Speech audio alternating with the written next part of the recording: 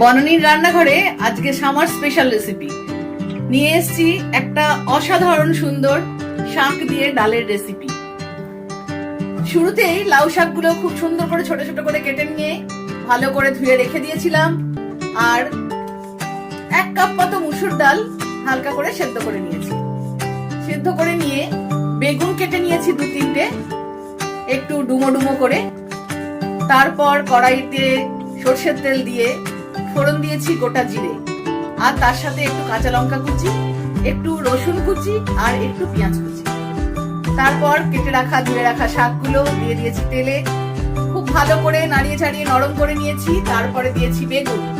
বেগুন দেওয়ার পরে একটু নুন দিয়েছি সামান্য, দিয়ে আবার ভালো করে নাড়িয়ে চাড়িয়ে নিয়ে সেদ্ধ করে রাখা মুসুর ডালটা দিয়ে দিয়েছি। তারপর দিয়েছি পরিমাণ মতো আবারও নুন, কাঁচা লঙ্কা কুচি, হলুদ গুঁড়ো। আর যারা আপনারা মিষ্টি খাবেন তারা চিনি দেবেন বা বাতাসা দেবেন বা গুড় দেবেন অবশ্যই। আর আমি তো চিনি গুড় মিষ্টি পছন্দ করি না, যার জন্য আমার এই রান্নায় মিষ্টি পড়েনি।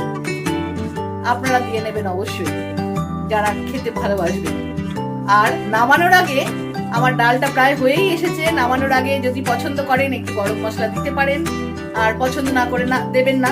আর যারা এটাকে নিরামিষ রান্না করবেন তারা একটুখানি আদা কুচি দেবেন, একটু টমেটো কুচি দেবেন, তাহলেই হয়ে যাবে পেঁয়াজ রসুনের পরিবর্তে। আর সব ইনগ্রেডিয়েন্টস তো সেম সেম থাকবে, কোনো অসুবিধা নেই।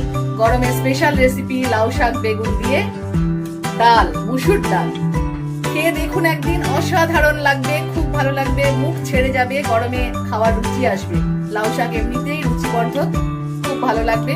দেখুন কেমন লাগে, খেয়ে আমাকে জানাবেন। আর অবশ্যই বনানীর রান্নাঘরেকে সাবস্ক্রাইব করবেন। একটা লাইক আর একটা লাভের আশা রাখলাম আপনাদের সবার কাছ থেকে। Thank you.